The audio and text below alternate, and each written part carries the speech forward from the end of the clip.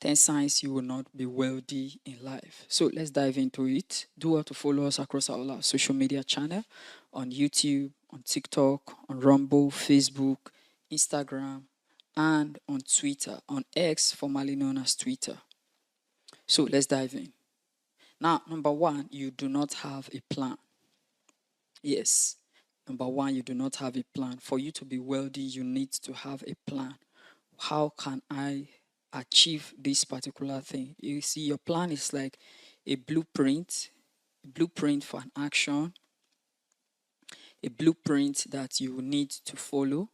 Now, if you are in the defense forces or you're in the armed forces, you discover that whenever they want to go on operation, on critical operation, they will first of all, the first information that they will get is what we call a map.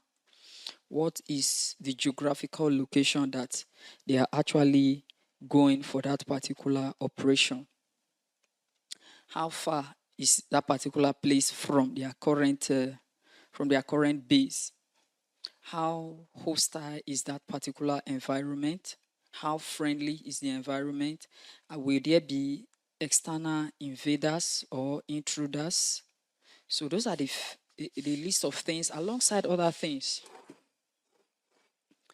What are the likely challenges and the threats that they will actually face in that particular operation that they are about to go to? So these and all of others are the things that their map actually spells out. What are the routes that leads to the destination that they are about to enter as the destination for that particular operation? So what is that map? That map is a blueprint. This is what this place is. These are the possible strategy. These are the various routes that we can use to enter that particular place. And should in case that there is where the place suddenly becomes hostile, these are the various escape routes that we can actually use to escape from that particular place. So these are the various things that the military actually do when they want to embark on any critical operation. You see, whether you like it or not, wealth is like a critical operation. If you do not have a plan or a blueprint for action, you will not be able to what? You won't be wealthy. You will not be able to know the best steps to take, what to do and what not to do in order for you to be wealthy. So that's the number one. So you do not have a plan. Your plan is how much money do I want? At what age do I want it? What are the things that I can do that can actually give me this money? You need to be very realistic with your plan. Even as you are setting it, you need to be very realistic with your plan. For instance, you want to buy a mobile phone. What are the capabilities that you expect that particular mobile phone to have? So your capabilities, that what you are expecting that particular mobile phone to have, or the functionalities that you want that particular mobile phone to help you achieve, will determine the kind of mobile phone that you will buy. And this determine the kind of mobile phone that you buy now will also determine the amount that particular mobile phone will also cost you, because mobile phone are various categories depending on their functionality, and this their functionality now is the more complex its functionality is, the more likely it will be expensive. That means a cheap mobile phone will deliver you a cheaper functionality. Let's use, for instance, we have the Samsung Galaxy S9. Its functionality cannot be compared with the Samsung Galaxy S24 Ultra. The two are Samsungs. The two are Samsung mobile phone. You see the difference, the variance in functionality now. So the same way wealth is, you need to have a plan.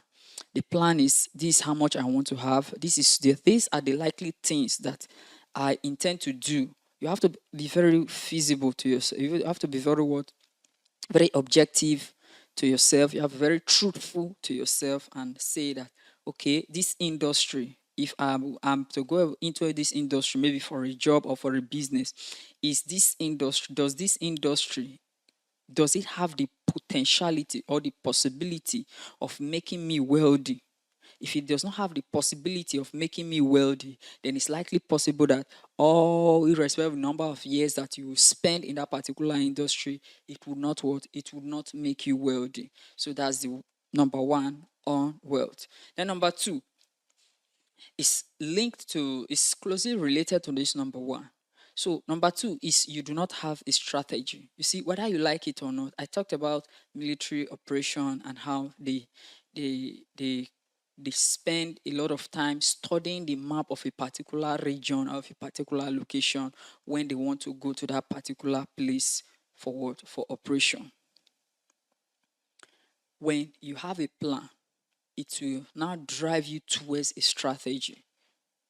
The strategy, you will now know these are the things I want to do, these are the things that I do not want to do, and a lot of other things like that. Those are now the things that you consider on your journey to what? Or your journey to wealth. So, number one, you don't have a plan. Number two, you do not have a strategy. Okay, let's use this for a case study now. If you are given maybe about $50,000 today to turn this $50,000 into a gold mine, in quote, gold mine.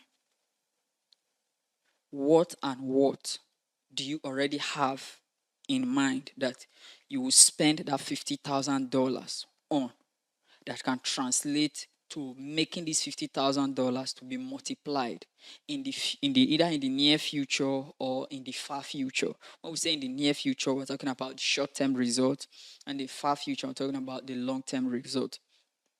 In the next 3 months, what will this 50,000 be like? In the next 1 year, what will it be like? In the next 3 years, what will it be like? In the next 5 years, in the next 10 years, what will this 50,000 be like? You understand? That's what we call a plan alongside a strategy. So that's number two. Now, number three, you spend more than you earn. You see, when you spend more than you earn, there is every tendency that you'll never be wealthy, because you are likely to spend on things that will not add value to you. And since you are spending on things that will not add value to you, you have the very high tendency on on spending on things that you do not need, and you end up bagging a lot of wealth. And there's no way you will be bagging a lot of debt and you will become wealthy. Let's give this for a case study. Let's assume maybe you earn $1,000 or you earn $500.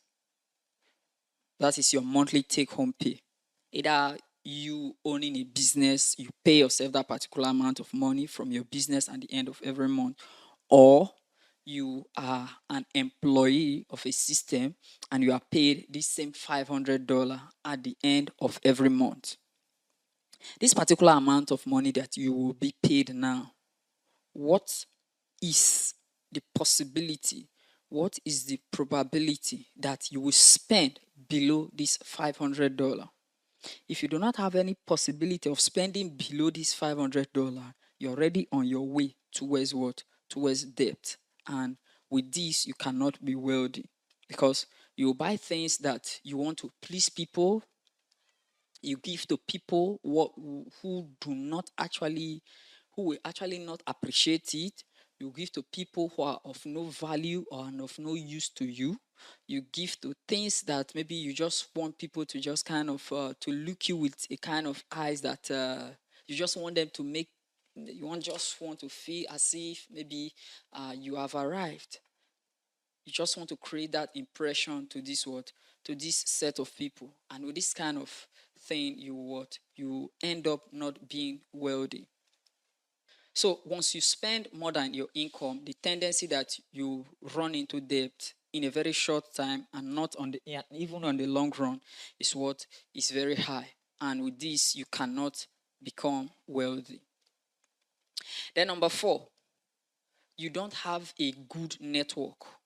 When we say network, we're talking about people who influences you. You don't have a good network, or you don't have a good influence. You see, whether you like it or not, your network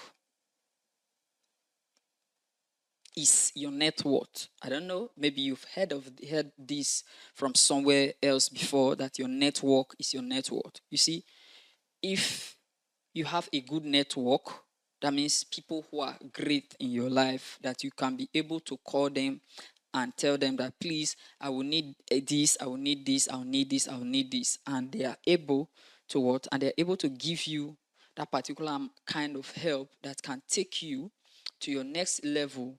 There is every high tendency that you can count on these people, and when you will need help, these people will be the first to stand for you, even while you are not there. Whether you like it or not, these people who actually